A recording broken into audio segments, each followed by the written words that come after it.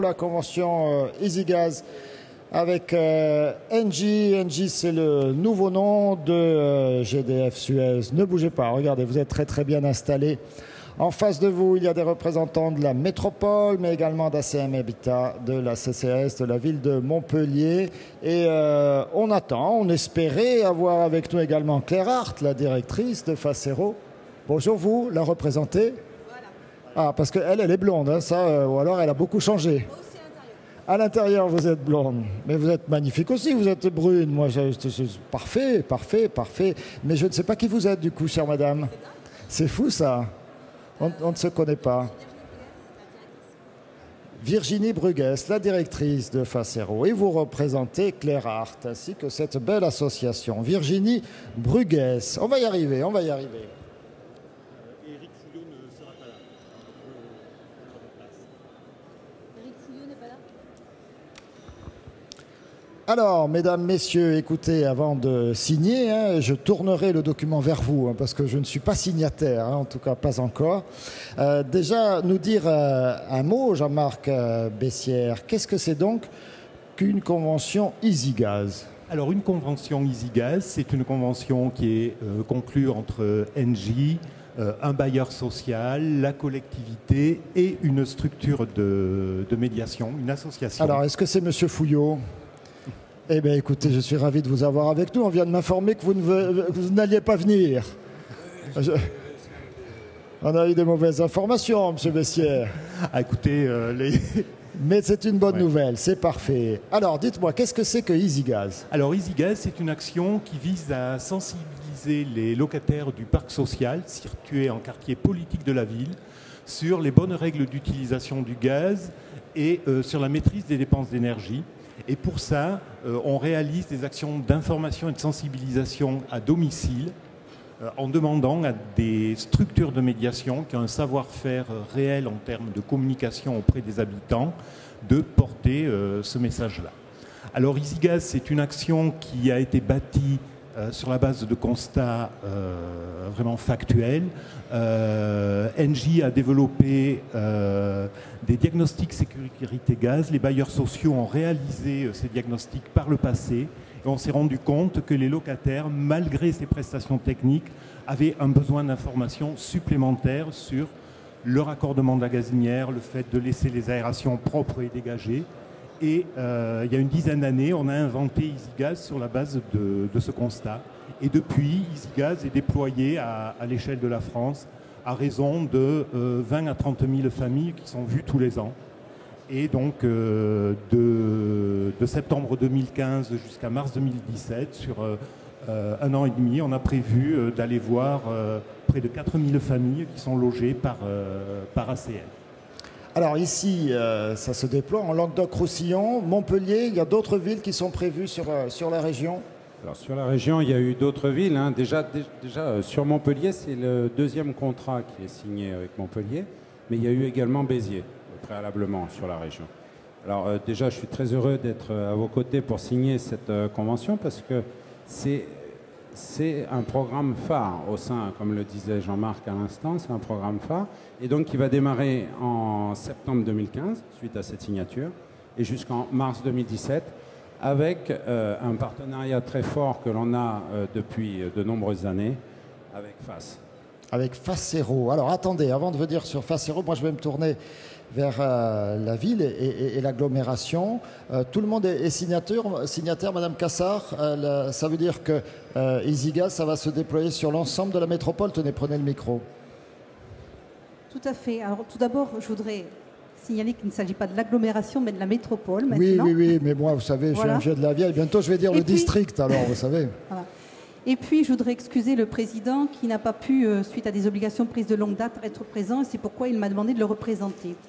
Alors, je voudrais quand même rappeler que la métropole Méditerranée, Montpellier Méditerranée Métropole, a inscrit depuis plusieurs années son action dans un développement durable où la lutte contre le changement climatique et la maîtrise de l'énergie occupent une place importante. Le plan climat-énergie territorial, qui a été adopté en février 2014, a vocation à diffuser une approche globale et intégrée de la politique énergie-climat au sein de l'ensemble des politiques publiques de la métropole. Il a pris la forme d'un programme d'action pour les années 2013 à 2018, dont l'action stratégique numéro 1 marque la volonté d'aller vers un territoire plus économe en agissant sur l'habitat existant et sur l'aménagement. En effet, le bâtiment, et en particulier l'habitat existant, est le premier poste de consommation d'énergie sur le territoire.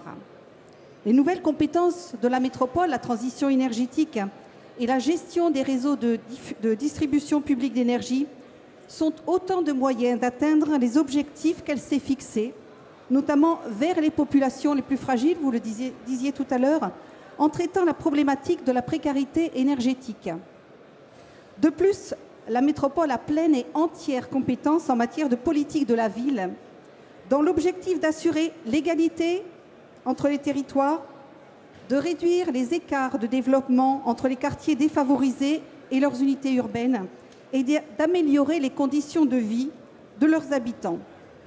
Par son rôle pilote de coordinateur de nouveaux contrats de ville sur les 12 quartiers prioritaires retenus par l'État et dans le cadre de l'exercice de ses nouvelles compétences dans le domaine énergétique, la métropole a donc souhaité s'associer au déploiement de l'action EasyGaz initiée par Engie, dans le but de renforcer l'information sur la sécurité des personnes utilisant le gaz, développer la médiation sociale, ce dont vous avez parlé tout à l'heure, auprès des personnes en difficulté, et contribuer par ce fait à l'amélioration de la qualité des services liés à l'énergie.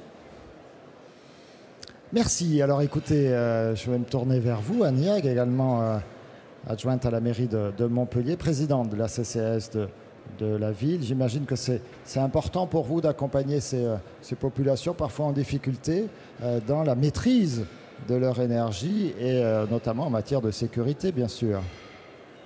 Oui, c'est exactement ça. L'accompagnement de ces populations est le cœur de notre métier au CCAS. Je voudrais tout de même excuser, moi aussi, monsieur le maire de Montpellier, qui est aussi notre président du CCAS. La ville de Montpellier et son CCAS sont engagés pleinement dans le service et l'accompagnement des publics les plus fragiles et les plus démunis. C'est une volonté politique forte que nous portons pour notre maire.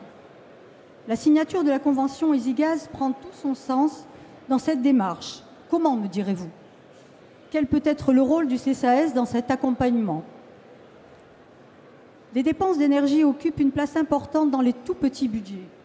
Les conditions de continuité de service et de coûts compatibles avec les personnes aux revenus les plus modestes sont des préoccupations quotidiennes de nos travailleurs sociaux dans leur tâche d'accompagnement auprès de ces populations.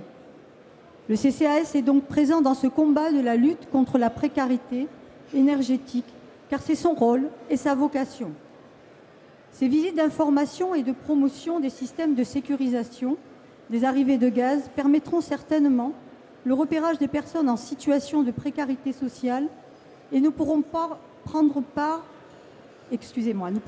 le relais et assurer l'accompagnement social des bénéficiaires du programme EasyGaz qui relève de nos missions. Le travail accompli par notre municipalité dans le domaine social ne peut se faire sans la participation de nos partenaires associatifs. Et je salue aujourd'hui Facero, qui est présent à nos côtés, signateur de cette convention. Je remercie également mon ami Robert Cotte, président d'ACM Habitat, Madame Michèle Cassard, vice-présidente de la métropole Méditerranée Montpellier, déléguée à l'énergie et la transition énergétique, et bien sûr Monsieur Éric Fouillot, puisque nous avons le plaisir de l'avoir, délégué régional Engie Languedoc-Roussillon, à l'initiative de notre collaboration. Merci beaucoup et je vais transmettre la parole à Robert Cotte. Alors pour ACM Habitat, vous voulez également excuser Monsieur Sorel, non? Non, c'est bon. Qu'est-ce qu'il est excusé là? C'est bon. C'est une personne importante. Vous pouvez le remercier, on peut le remercier. Voilà, alors un mot du côté du bailleur social avec ce partenariat. J'imagine que c'est important, puis c'est aussi une occasion supplémentaire peut-être d'aller à la rencontre des locataires. Voilà, je crois que tout a été dit, ou presque, mais je dirais que pour nous, bailleurs, il me semble que ce projet qui associe Engie, Facero, CCAS et la métropole, bien entendu, a 3 objectifs qui me paraissent vraiment très importants. La sécurité des personnes, incontournable. Les économies d'énergie, dont on ne cesse de parler en ce moment, les éco-gestes.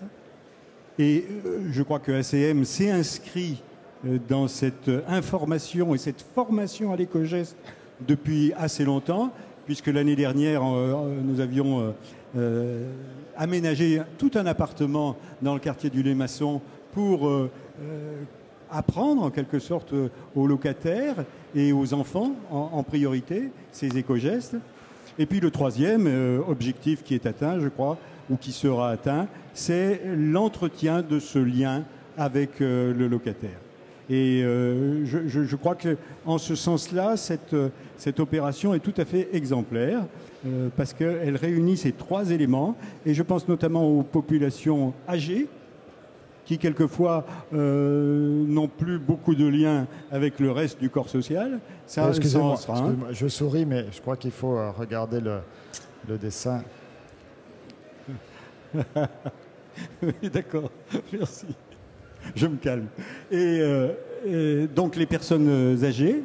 Et puis aussi, je crois qu'on oublie qu'il y a beaucoup de personnes qui ne sont pas familières de l'énergie gaz et qui donc n'ont pas forcément le bon geste.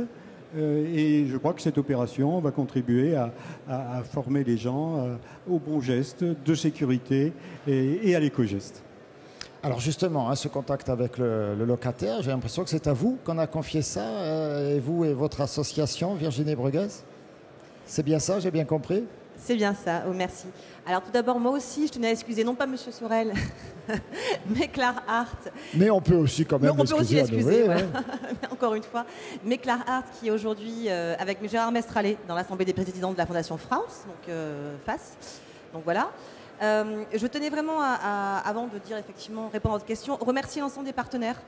Parce qu'une action comme ça, qui est indispensable pour les habitants, qui est essentielle, ne peut pas se faire sans un rassemblement de concert des partenaires. Et se mettre tous autour de la table, tous travailler, tous dépasser les choses qu'on doit dépasser pour l'habitant, pour le quartier, c'est indispensable. Et tout d'abord, merci à Engie, avec qui on travaille depuis maintenant des années au niveau national, et qui, sans arrêt, effectivement, fait rimer performance sociale avec performance économique, et qui de toute façon tend à chaque fois qu'ils sont dans des territoires à toujours faire rayonner le territoire par tout ce qu'ils ont développé en termes de responsabilité sociale et sociétale. Et je ne dis pas parce que Gérard Mestral est mon président, mais il y a vraiment de belles choses, mais quand même, de très belles choses chez vous. Je voulais remercier aussi les partenaires qui sont là.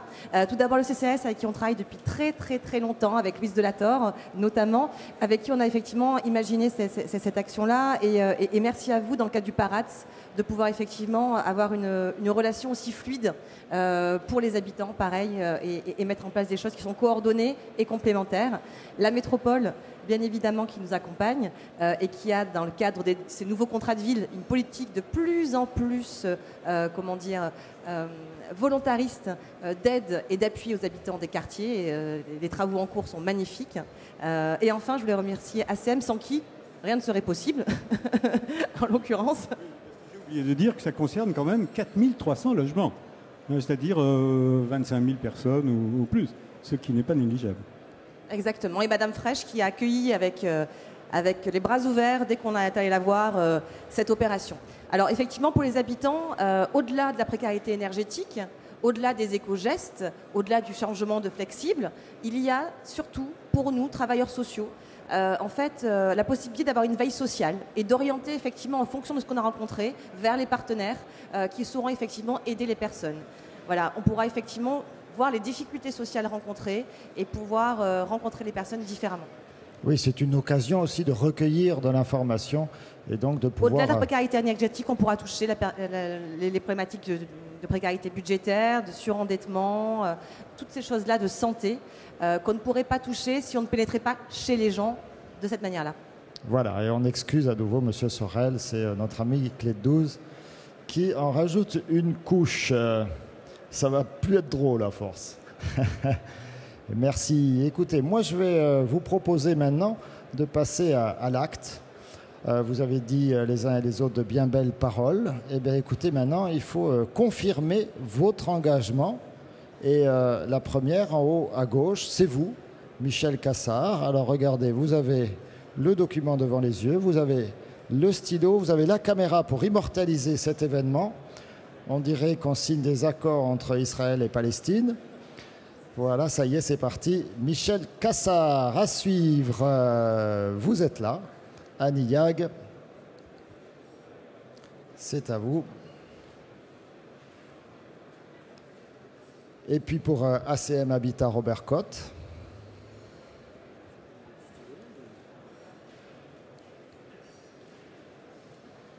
Un qui marche alors, si possible. Voilà. Et puis on a également Facero. Est-ce que Virginie Bruguès va signer pour Claire Hart ?